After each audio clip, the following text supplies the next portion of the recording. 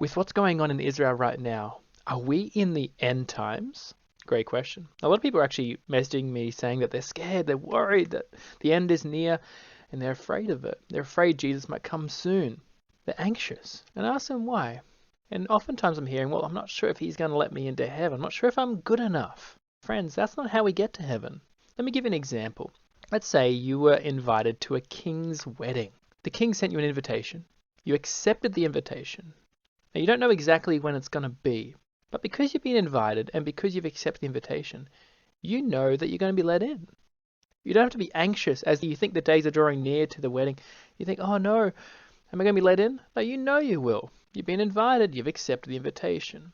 And so in the same way, the King of Kings, the Lord of Lords, God has sent an invitation to humans. Come to his heavenly kingdom. And we accept the invitation by trusting that Jesus took the punishment for all of our sins, past and future. If you've accepted that, then do you need to be anxious about Jesus' return and him taking you to heaven? No, that's something you can get excited about, not be anxious about, right? Now, if you are worried, it could be that you are trusting in your own efforts to get you into heaven. You think that I haven't been praying as much recently, I haven't been reading my Bible, spreading the gospel as much recently, and you think you might be sent to hell because of that. But friends, that would be to trust in your own works to get you to heaven. And if you think that, yeah, you won't be let in.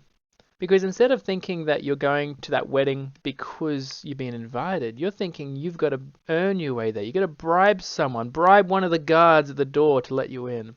That ain't going to work. So stop thinking that your good deeds or your baptism or your sharing the gospel is going to get you into heaven. That's trying to bribe God. But God's not going to be bribed by anything. Good deeds do not fix bad deeds. You need someone to have laid his life down to save you, and that was Jesus Christ. And so your entry to heaven is based on his death on the cross, not you and your efforts and your works. Do we do good works? Yes, simply as a way of showing our thankfulness to Jesus, of course, but not to get ourselves to heaven. Believe that Christ already took the punishment, and know therefore, when Jesus comes back, he'll take you to be with him, just as it is appointed for man to die once, and after that comes judgment. So Christ will also come a second time, not to deal with sin, but to save those who are eagerly waiting for him.